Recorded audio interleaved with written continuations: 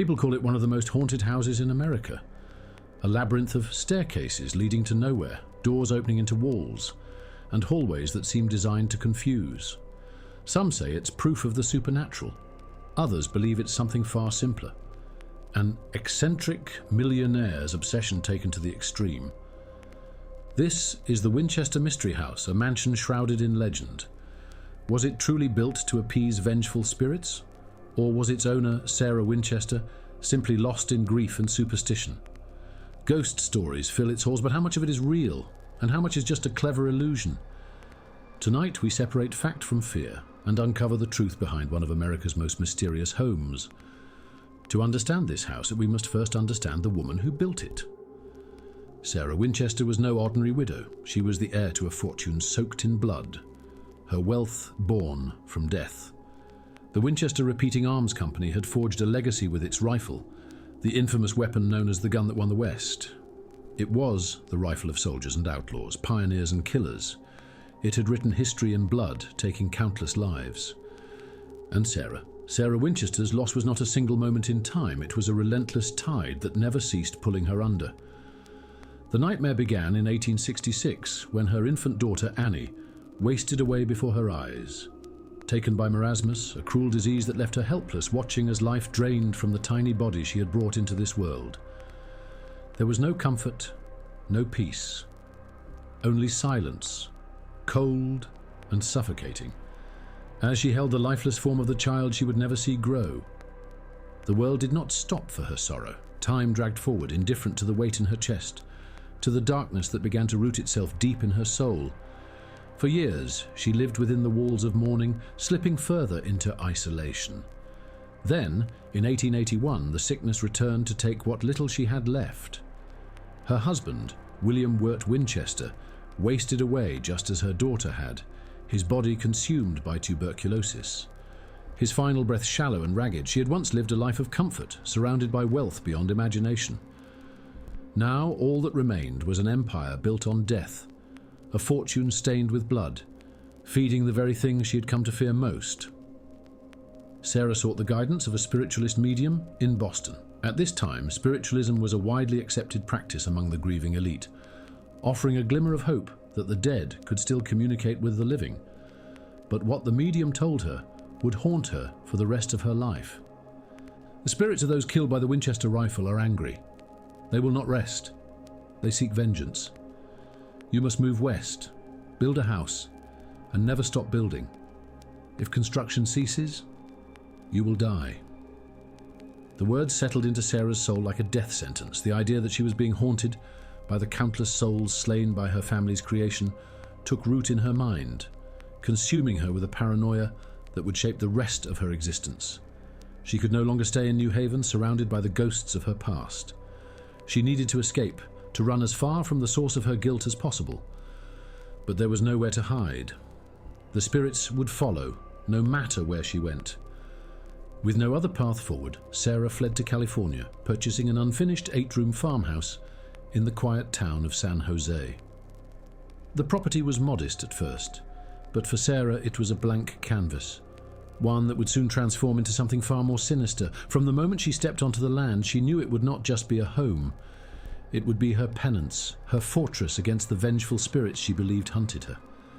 And so construction began, but this was no ordinary construction. There were no blueprints, no master plans. There was only Sarah, receiving instructions in the dead of night from forces no one else could see. What began as a simple home quickly spiraled into an ever-expanding maze of hallways, staircases, and rooms that seemed to serve no logical purpose. Workers labored around the clock, building, demolishing, and rebuilding, an endless cycle of construction that had no end in sight. Sarah's obsession with continuous building was fueled by fear. She believed that as long as hammers rang and saws carved into wood, the spirits would remain at bay. The moment construction stopped, she would be doomed. The town of San Jose watched in confusion as the house grew larger and stranger. It became a place of whispers and speculation. Why was this woman spending an unimaginable fortune on an architectural nightmare? To outsiders, the Winchester house was an oddity, a bizarre experiment in eccentricity.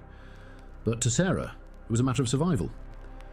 For years, Sarah rarely spoke of the reasoning behind the endless expansion, and the workers who toiled day and night did not question it. They simply built what they were told to build. But those who spent time inside the house, those who walked its darkened hallways, who hammered nails into wooden beams, who slept under its ever-changing roof, began to notice things. Strange things. Things that could not be easily explained. Shadows flickered where there should have been none. The sound of footsteps echoed through empty hallways. Tools would vanish and reappear in different rooms.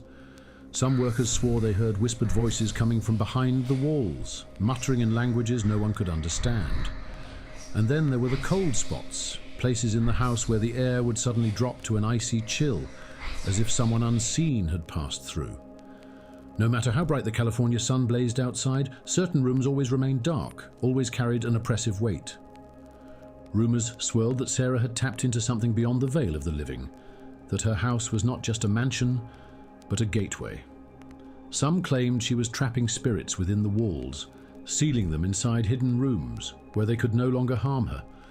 Others believed she had accidentally opened doors to something much worse, inviting in forces that were never meant to step foot in the world of the living. And still the construction continued. The house grew taller, wider, more complex with each passing year. What had begun as a modest escape had become a living entity, an impossible labyrinth that no one, not even Sarah, could fully understand. But she was not finished, not yet. The house was far from complete and the spirits were far from satisfied.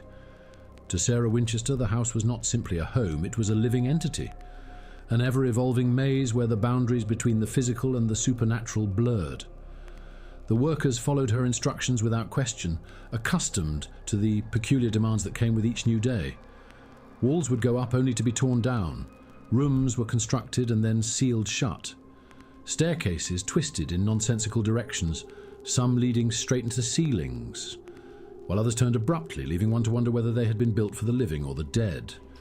Despite the constant hammering, the house never seemed complete. It continued to stretch and shift, growing like an organism adapting to the unseen forces that dictated its existence. The mansion itself was an anomaly, an architectural impossibility, designed with no rhyme or reason. Doors opened into brick walls, and hallways looped endlessly, as if reality itself had been fragmented within its structure. The deeper one ventured into its winding passages, the less certain they became of where they had been or how to find their way back. Sarah rarely spoke to those working on her mansion, and when she did, her instructions were brief and cryptic. She preferred to move through the house alone, appearing unexpectedly in different sections, her black veil flowing behind her like a shadow. Some workers claimed they heard her speaking softly to no one, as if holding conversations with unseen guests. Others said she would pause suddenly, staring at the wall, with an expression of deep contemplation before issuing new orders to modify what had just been built. Many of those who laboured in the house never lasted long. The eerie nature of the mansion weighed heavily on them, and strange occurrences began to mount. Tools disappeared only to reappear in completely different rooms. Sudden gusts of cold air swept through areas that had no windows. Some workers reported hearing their own names whispered from behind, only to turn and find no one there. The few who stayed either grew numb to the unease, or came to accept that the house had its own rules. Rules dictated by something far beyond human understanding. Visitors who passed by the estate at night often described flickering lights in rooms that no one was working in, shadowy figures moving past windows, and on more than one occasion, the distinct sound of a woman crying. The town of San Jose buzzed with speculation. Was Sarah Winchester truly haunted by the spirits of those slain by her family's rifles? Or had she succumbed to madness? Was the house meant to keep something out, or trap something within? One of the most unsettling aspects of the mansion was its ever-changing nature. A room that had once been accessible would, without warning, become blocked off. Corridors that seemed straightforward would somehow lead back to where they began, leaving visitors disoriented and uneasy. Some doors opened onto nothing but sheer drops into the gardens below. Others led to rooms with no apparent purpose, their windows looking inward to other parts of the house rather than outside. Despite the confusion, Sarah alone seemed to navigate the shifting labyrinth with certainty. She claimed to receive instructions from the spirits each night, holding seances in the dead of night to ask for guidance. Her secluded seance room, hidden deep within the heart of the house, was accessible only through a series of twisting passages. It was there that she would sit alone, candlelight flickering against the walls, as she listened for whispers from beyond the veil. It was in these seances that the true purpose of the Winchester house was revealed to her. The spirits had guided its construction, had shaped its corridors and staircases, had ensured that no path was ever straight and no destination was ever final. The house was no mere shelter, it was a complex spiritual machine, a place meant to contain and redirect the restless dead. But something about it remained incomplete. No matter how much Sarah built, no matter how many rooms she added, the spirits were never truly satisfied. As the years passed, the workers who had been there the longest spoke of strange occurrences that defied explanation.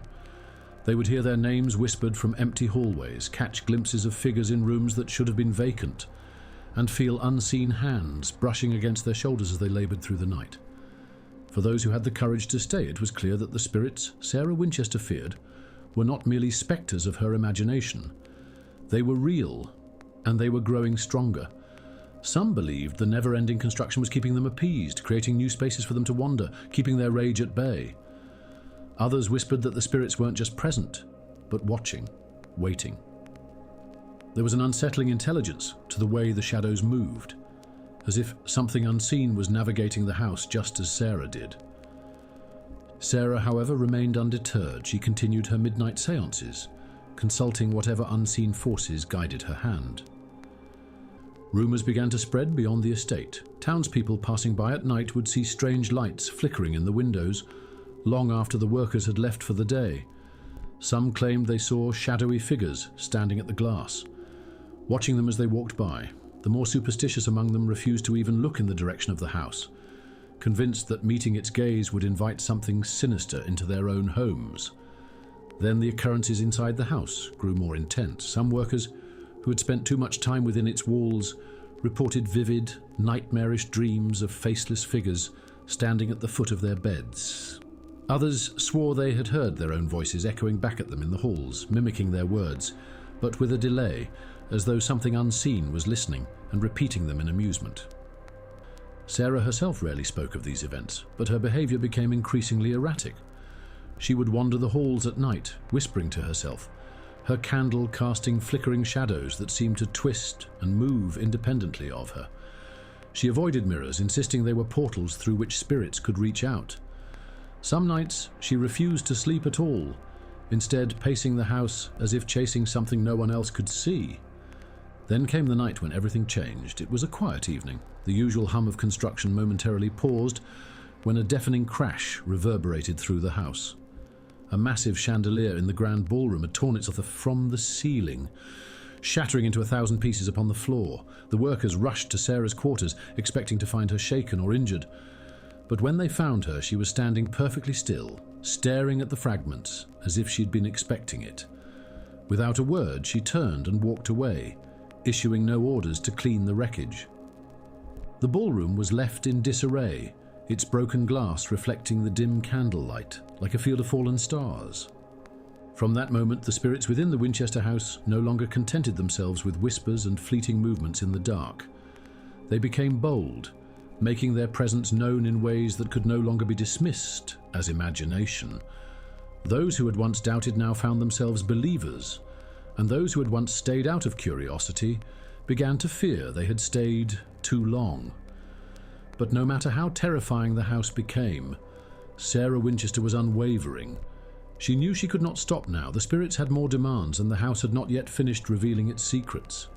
Over the years, certain rooms became infamous among those who dared to enter them.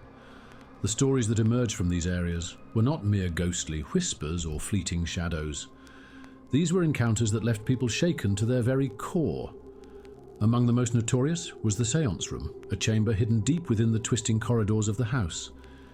It was said that Sarah Winchester would retreat here every night at the stroke of midnight, locking herself inside to communicate with the spirits that guided the construction of her labyrinthine home.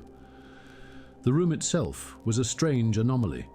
Only one door functioned as an entrance and exit, while the others opened into solid walls or led to sudden, inexplicable drops. Those who stepped inside described an overwhelming sense of unease, as if the air itself was pressing in around them. Some claimed to have heard whispers in the darkness, voices murmuring just out of reach, speaking in a language they could not understand. On more than one occasion, guests reported seeing the flickering glow of candlelight from beneath the door, long after Sarah had passed, as if the rituals had never truly stopped. Some say she never truly left that room, that a fragment of her spirit remains eternally caught in the cycle of summoning and listening, trapped between the living and the dead. Then there was the Grand Ballroom, a stunning space that was strangely never used in life. Despite its grandeur, Sarah never hosted a single event there, and in time it took on a reputation far more sinister. Visitors claim to have heard the distant strains of music playing when the room stood empty, a ghostly melody drifting through the air. On several occasions, witnesses reported seeing a lone figure gliding across the floor, its movements eerily smooth, as if locked in a silent waltz. Some who lingered too long within its walls felt an unseen force pull at their clothing, as if something was trying to coax them into joining the dance. The staircase to nowhere was another infamous location, perhaps one of the most perplexing features of the house. It ascended for several feet, only to end abruptly at a solid ceiling.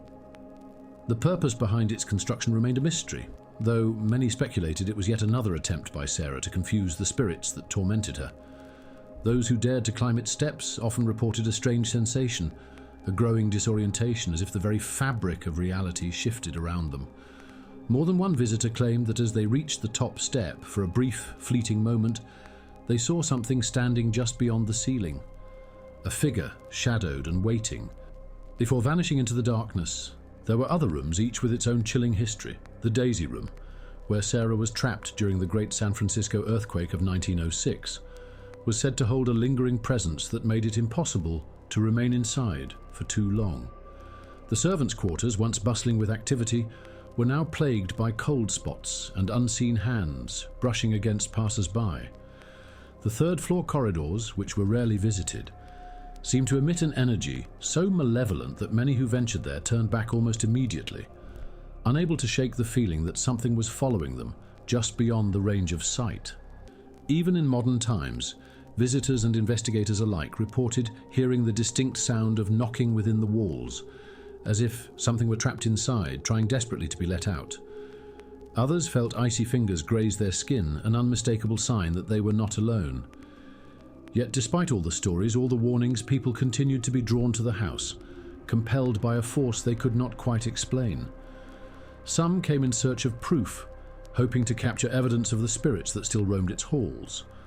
Others came simply to feel it, to step into the endless corridors and experience the eerie presence that had haunted Sarah Winchester for decades.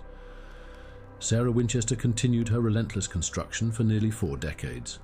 Yet despite her efforts, the house never truly felt safe. There was always something lurking just beyond sight, just beyond reason. By the time she reached her final years, Sarah had almost completely withdrawn from the world. She rarely left the confines of the mansion, preferring the safety of its ever-changing walls. She ate in solitude, walked its halls in silence, and held seances well into the night, always listening, always watching. Some say she was growing frail, that the burden of keeping the spirits at bay was taking its toll. Others claim that she knew something that no one else did. And then on the night of September 5th, 1922, Sarah Winchester retired to her bedroom, as she always did. But this time, she would not wake again. In the early morning hours, she passed away in her sleep at the age of 83, and just like that, the hammers fell silent. The moment word spread of Sarah's passing, the construction workers, who had known nothing but ceaseless building for years, simply dropped their tools and left. Nails remained half-hammered into the walls, saws were abandoned mid-cut. Rooms stood unfinished, their purpose forever unknown.